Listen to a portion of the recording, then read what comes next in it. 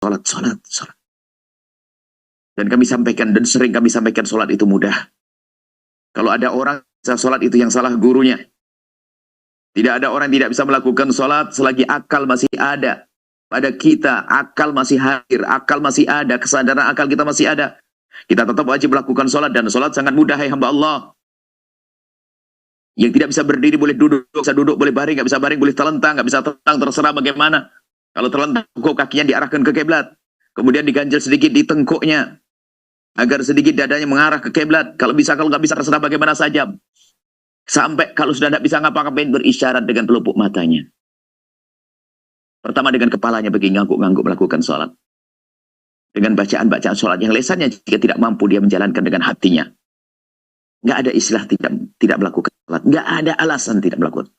Cuman ketahuilah bahwa sholat itu dimudahkan. Sehingga orang yang meninggalkan sholat dosanya sangat besar. Satu sholat yang ditinggalkan cukup untuk masuk neraka.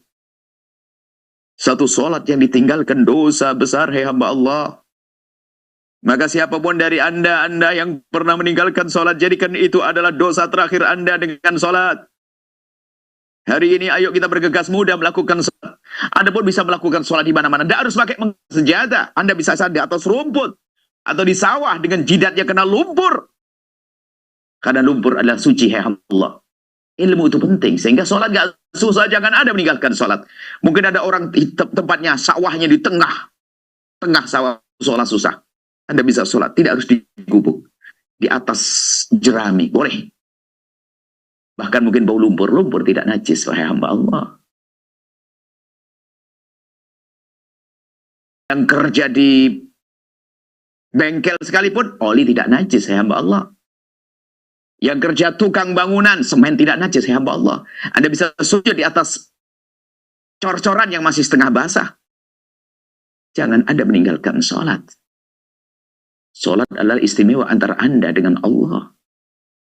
Maka jika orang benar sholatnya, maka nanti akan terbentuk di dalam dirinya, akan terprogram di dalam pikirannya, hatinya untuk berurusan dengan manusia dengan baik.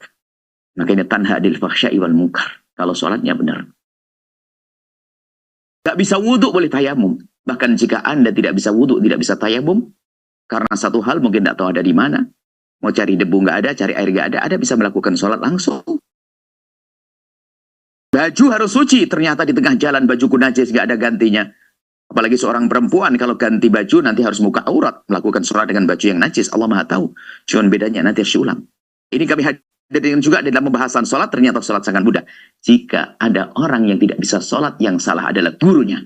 Setelah Anda menyaksikan video ini, jangan lupa berselawat kepada baginda Nabi Muhammad sallallahu alaihi wa alihi wa sahbihi wasallam.